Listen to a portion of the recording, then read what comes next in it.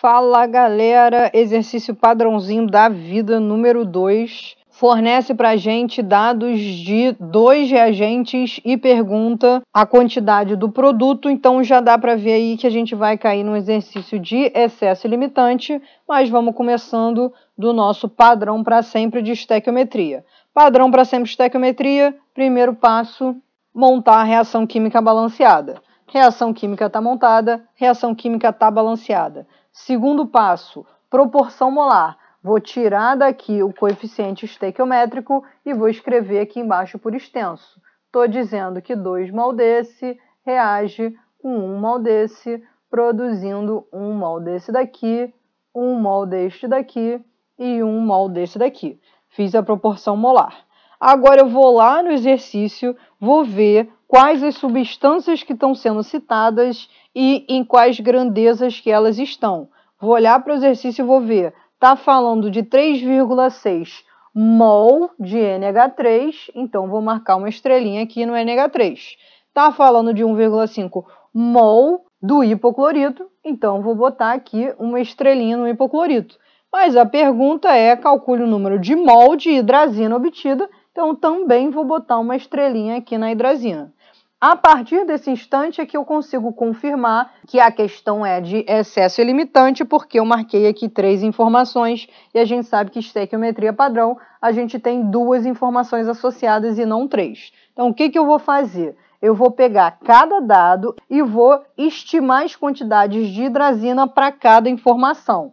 Como assim? Vou usar uma informação A aqui, por exemplo, que eu chamei de A, posso chamar de 1, posso chamar de Cláudia, posso chamar do que eu quiser, chamei aqui momento A. Momento A é a minha primeira informação, eu vou fazer um exercício estimando a quantidade de hidrazina que eu consigo produzir a partir de 3,6 mol de NH3. Eu vou ignorar aquele outro dado lá.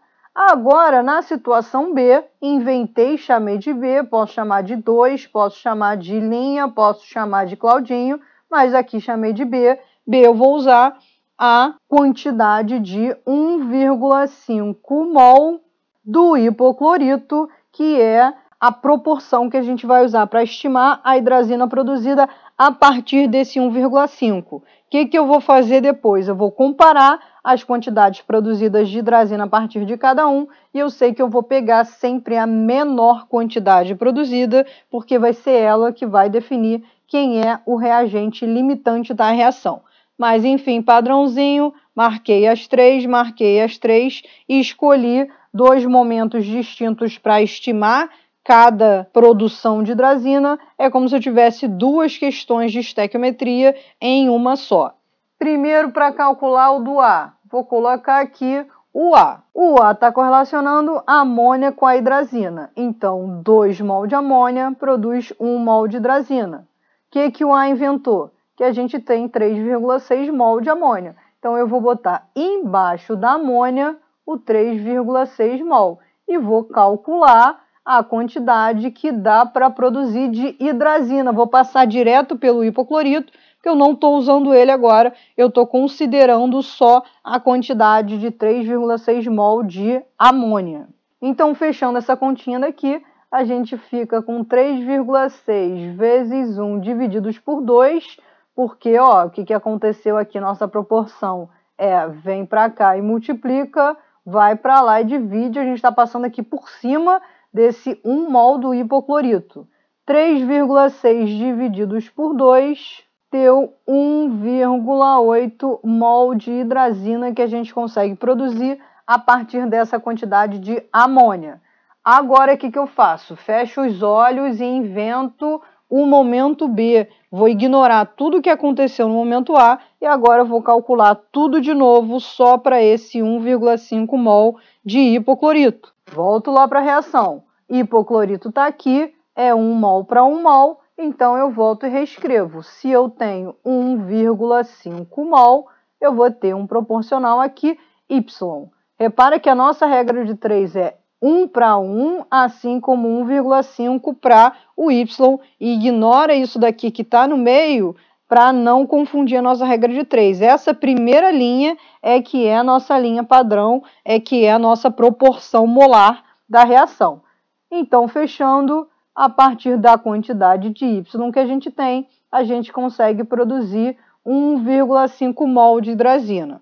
Cheguei aos dois resultados, agora é pegar a menor quantidade. Eu tenho reagente o suficiente para produzir 1,8 de hidrazina, só que eu só tenho reagente do hipoclorito suficiente para produzir 1,5. Então, não tem 1,8, não tem o suficiente para produzir esse 1,8. O que eu descobri? A reação que está acontecendo é essa reação aqui, toda que vai ser proporcional a esse 1,5 que participou aqui do hipoclorito. Descobri, então, que o hipoclorito é o nosso reagente limitante. Se ele é o reagente limitante, eu descobri quem é o excesso. A amônia vai ser o nosso reagente em excesso.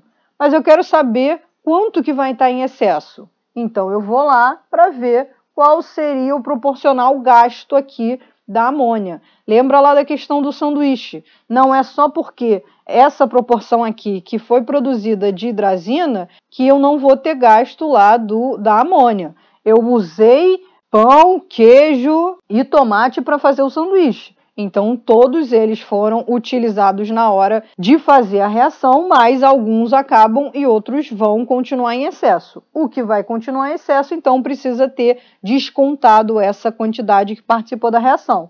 2 reage com 1, assim como um Z qualquer que a gente vai chamar aqui, reage com 1,5. O que eu consigo chegar à conclusão aqui? A nossa proporção é que a gente tem 3 mol da amônia para reagir com 1,5 mol do hipoclorito e aí sim produzir 1,5 mol da hidrazina. Então, para calcular o excesso quanto que eu tinha inicialmente de amônia? Eu tinha 3,6, que é o inicial. Desses 3,6, 3 participaram da reação. Então, 3 vão virar hidrazina e não vão ser mais amônia. O que vai sobrar? A parte que não foi consumida na reação.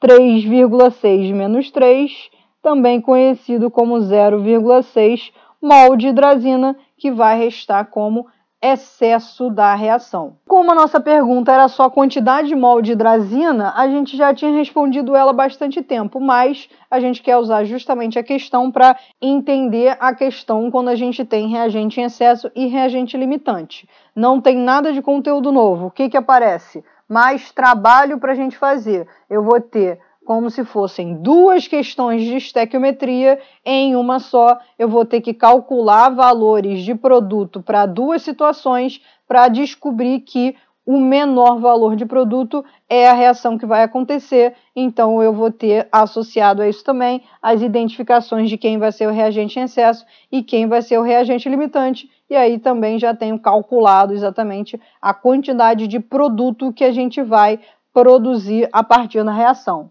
Fechadão, galera. Agora vamos fazer muito exercício para isso fixar.